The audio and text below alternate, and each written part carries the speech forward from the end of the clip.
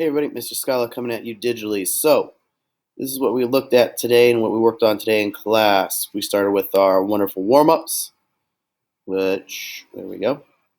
Which is number 3 was, people buy me to eat, but never eat me. What am I? And number 4, take one out and scratch my head. I am now black, but once was red. Just to give you a little bit to think, where you can pause and then come back when you think you have an answer.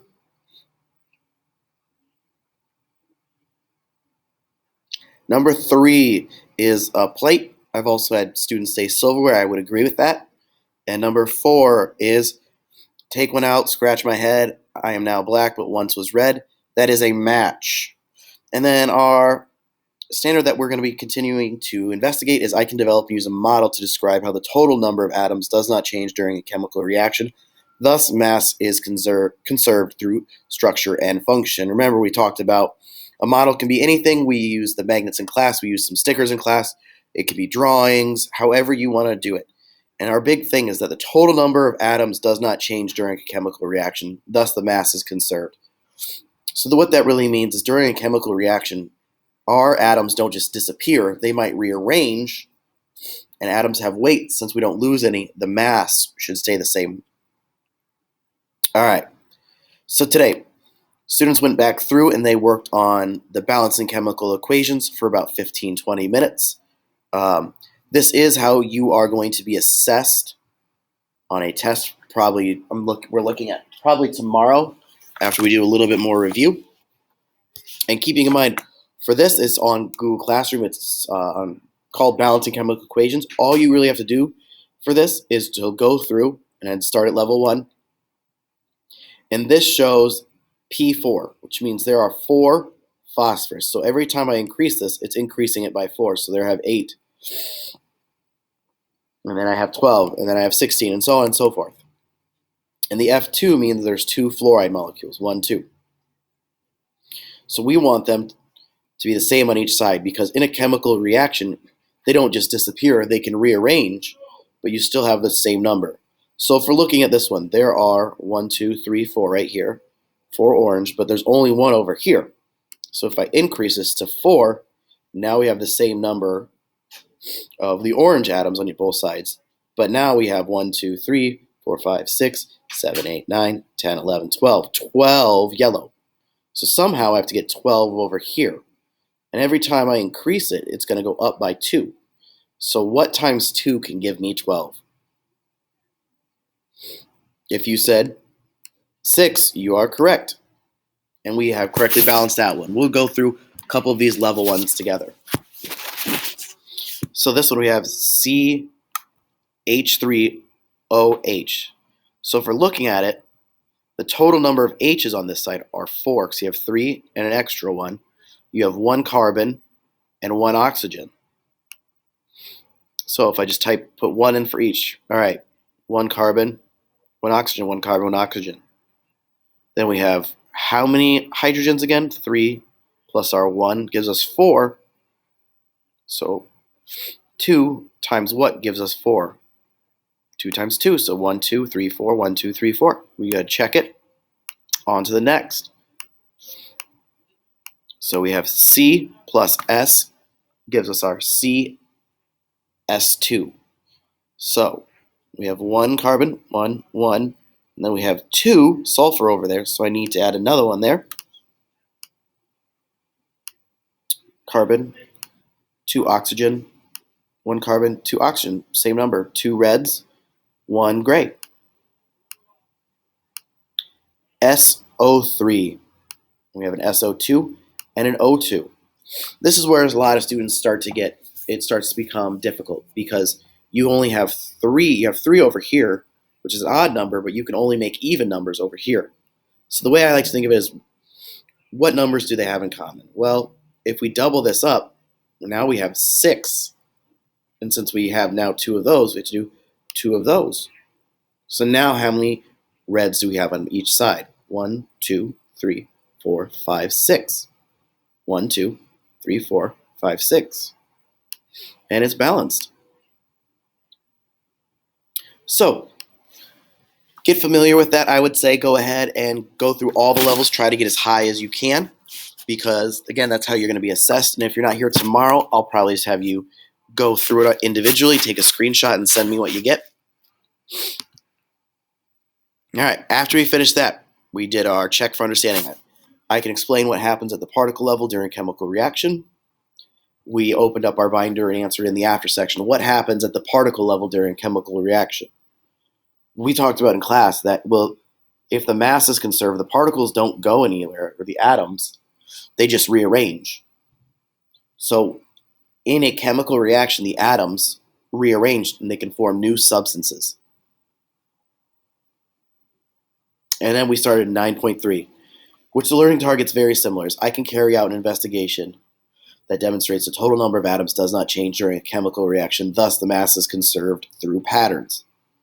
And this one is more focused on us actually doing an investigation. Unfortunately, we can't do it due to COVID this year, restrictions and safety, so we can't do it. So we're just going to look at some of the big talking points and pieces of it. And then we have our phenomena video.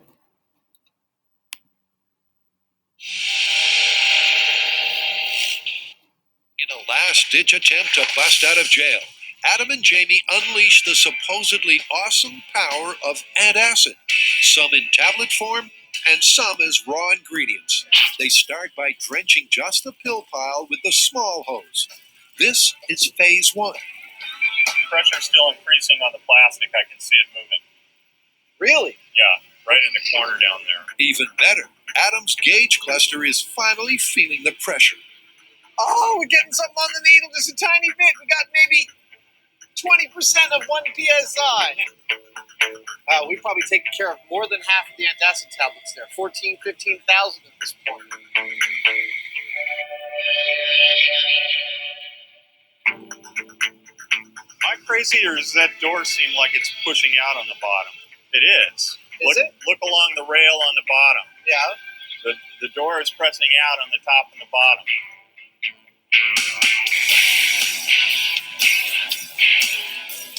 We're at just a hair's breadth under 1/2 of a psi. Yeah, the pile is almost entirely wet. The foam's crawled all the way up it. I don't know, though, dude. You want to do what we do best? Yeah, You want to take it to the next level? yeah, over the top. Cue the deluge. Let's go to phase 2. Turn everything up to full. Phase 2 is the tub and the fire hose. If it does what it should, we're just moments away from the world's biggest belch. There we go. Water's pouring into our tub. Okay, everybody. Oh, we're at 1 psi. It's climbing like a rocket. 1.5 psi. Look at the door. Eyes open. Guys, be 2 careful. psi. The door's gonna go. 2.5 psi. Oh my God. We're coming up to 4 psi. And the door's. Oh my God. Is everyone okay?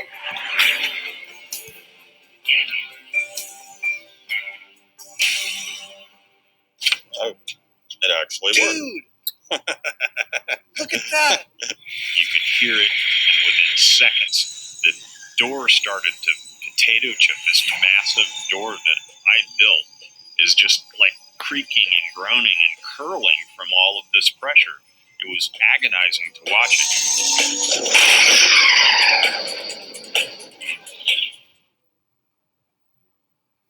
So we took the time to talk about what's really happening in that chemical reaction. Can't remember if he said calcium chloride or sodium chloride.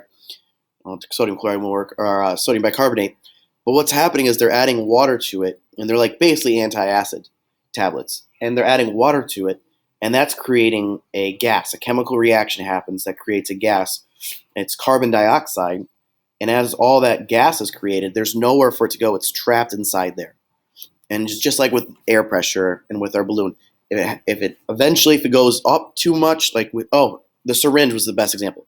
Eventually, if there's so much pressure inside, it'll blow open because it wants to escape because there's just expands, and there's nowhere for it to go. So we looked at kind of the end result there. We focused on sodium bicarbonate, hydrochloric acid, and what that produces. So, baking soda, and we mix that with hydrochloric acid, the same thing that's in our stomach. And then we get, so these are our reactants. They get mixed together. And then these are our products, what they create. Carbon dioxide, water, and sodium chloride. And you'll notice, you're going to see they have the same number of particles and atoms on each side. You have 1, 2, 3 orange, or red, 1, 2, 3 there, 1 orange, 1, 2 blue, 1, 2 blue, 1 yellow, 1 yellow, 1 green, 1 green. It's showing that even though we created all these different substances, it still has the same number of atoms on both sides. Then where'd it go? The response sheet. We looked at a response sheet in our binder that was really focused on grandmother ate too many chili peppers for supper. She moaned, I need an anti-acid tablet. Her granddaughter found a packet of anti-acid tablets. Anti-acid means against acid, and read the label. The active ingredient was calcium carbonate. So the granddaughter said, I will give you this for some relief. Explain why the granddaughter thought the anti-acids would help grandmother. Well, we talked about anti-acid cause a chemical reaction with the acid. And during the chemical reactions, the atoms rearrange.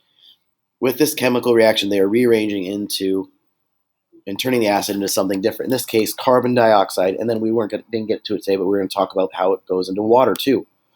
So there's this great video that shows and explains exactly what happens and how we need to balance it at the end. CaCO3 plus HCl yields CaCl2 plus CO2 plus H2O. Let's add up the atoms on each side of the equation. We have 1 calcium, we have 1 carbon, we have 3 oxygen, only 1 hydrogen, and then 1 chlorine. Over on the products, we have the 1 calcium, the 1 carbon, then oxygens, be careful, we have 2 here, plus this 1 right here. So we have 3 of those. Hydrogens, we have just the 2. And then chlorines, we have 2 of those. One thing, do be careful. You have this Cl here and this carbon here. And what's important to notice is that you can see there's 1 more hydrogen and 1 more chlorine. So it's not a balanced chemical formula. Cl is chlorine, it's a single element, and then carbon is a different element. Okay, so everything looks good up to the hydrogens and the chlorines. We have 1 hydrogen here, 1 chlorine here, 2 hydrogens and 2. That's pretty simple to solve. If we just put a coefficient of 2 in front of the HCl, now we have the 1 times the 2. That gives us 2 hydrogens, and then the 1 chlorine times that coefficient of 2. That gives us 2 chlorines. And now we have everything equal on both sides of the equation, and it's balanced.